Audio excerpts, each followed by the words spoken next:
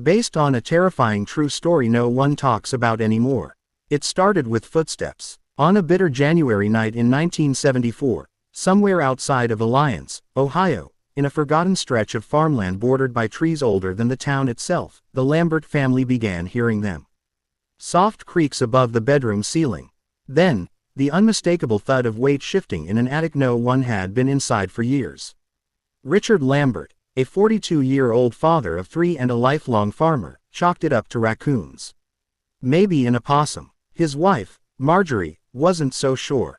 She had grown up in this house, and she knew its sounds, the way the floor groaned under real human weight, the way it echoed just slightly when someone moved across the attic boards above. She didn't say anything the first time. But the second time, when it happened just after midnight and the dog started growling at the ceiling, she woke Richard up. He grabbed a flashlight, loaded his old hunting rifle, and climbed the attic ladder in his socks. He found nothing. Just old boxes, yellowed newspapers, and the cold dust of forgotten time. But that was just the beginning. The barn door that never stayed shut. The Lambert property stretched for acres. It was the kind of Ohio land that disappeared under snowfall in the winter and reeked of corn and manure in the summer. Their barn stood about 30 yards behind the house, a towering red structure built by Marjorie's grandfather in the 1920s. For weeks, they'd find the barn door open. Not wide, just a crack, like someone had slipped in and pulled it softly shut behind them but hadn't latched it. At first, Richard thought it was wind. But the bolt was heavy. You had to lift it, drag it across, and hook it in place. Wind couldn't undo it. One morning, after another night of attic noises, Richard walked out to the barn with his boots crunching over the frost-hardened earth and found something that stopped him cold. In the dust near the back of the barn, where the light barely reached, were footprints. One set, bare feet. They led from the ladder that went to the hayloft, around the horse stalls, and disappeared behind the storage crates where the old tools were kept. No animal tracks, no tire marks, no sign anyone had arrived or left. Just those silent, dusty footprints and the hum of something not right. He didn't tell Marjorie, not yet. The whisper window. Their youngest daughter, Emily, was 6. One night, she walked into their bedroom and said, "There's someone outside my window." He whispers. Richard sat up straight in bed. "What did he say?" he asked. "I don't know. I couldn't understand. It was like humming, like he wanted me to come outside." Richard ran outside in nothing but his pajamas. No tracks, no signs, just the cold wind slicing through the trees. Marjorie called the police the next morning. 2 deputies came out from Stark County. They looked around, checked the attic again, asked the family a few basic questions. Then they left with a warning to keep your doors locked, and call us if you hear anything else.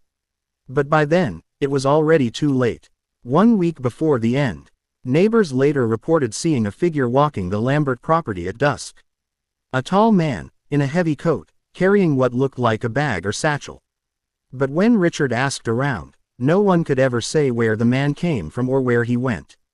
No cars, no footprints in the snow. Richard, now finally rattled, boarded up the attic hatch. He nailed it shut from the hallway ceiling.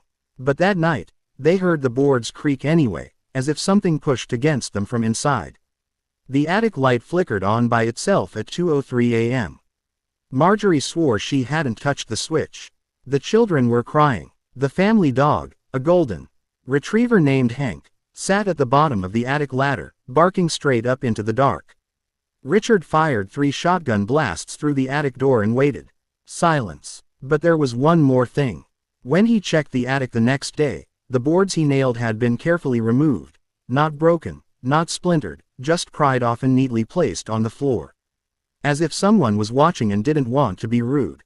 The Last Supper. On February 9, 1974, the Lambert family had dinner together. Roast beef, mashed potatoes, green beans. Marjorie called her sister afterward. She told her everything. The attic, the whispering, the footprints in the barn. Her sister begged her to come stay with them in Canton for a few days. Marjorie said she'd think about it. That was the last anyone ever heard from them. Discovery. 3 days later, a neighbor came by to check on the Lamberts after no one answered the phone. The barn door was open again. Inside the house, the back door was unlocked. The lights were off, but the heat was on. A soft crackling sound came from the fireplace, but it smelled wrong. More like burnt oil than wood. In the bedroom, Richard and Marjorie lay in bed, covers drawn up, eyes closed. They looked peaceful, but neither was breathing. Their throats had been slit with something long and precise. The children were found in their rooms, the same way. No struggle, no screams had been heard. Each one tucked in neatly, eyes closed, throats opened. The dog was gone. The attic boards were nailed back into place, from the inside. Aftermath. The coroner estimated they'd all died in their sleep, likely on the night of February 9th. There were no fingerprints, no forced entry, no signs of robbery, nothing out of place except for the odd fact that someone had been living in the attic, for weeks. Hidden under a loose floorboard was a tiny collection of items. A pack of cigarettes, a worn paperback novel, several drawings of the house and its rooms, and a notebook filled with disturbing observations.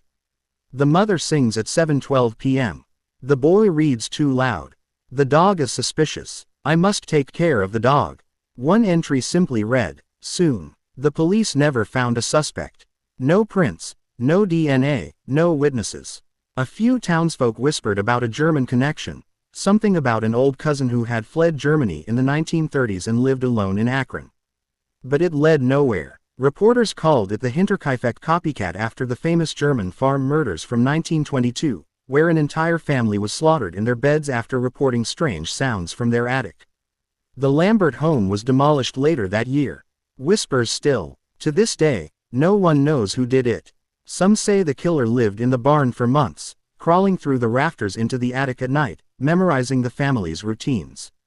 Others believe he had been inside the attic long before, maybe since the house was built. Urban legends now say if you walk the woods behind the old Lambert farm on a cold February night, you can still hear faint humming, like a lullaby with no words. And sometimes, just sometimes, you'll find the barn door standing open, even though there hasn't been a barn there in 50 years. And you'll swear you saw someone standing in the attic window, even though there's nothing left but trees.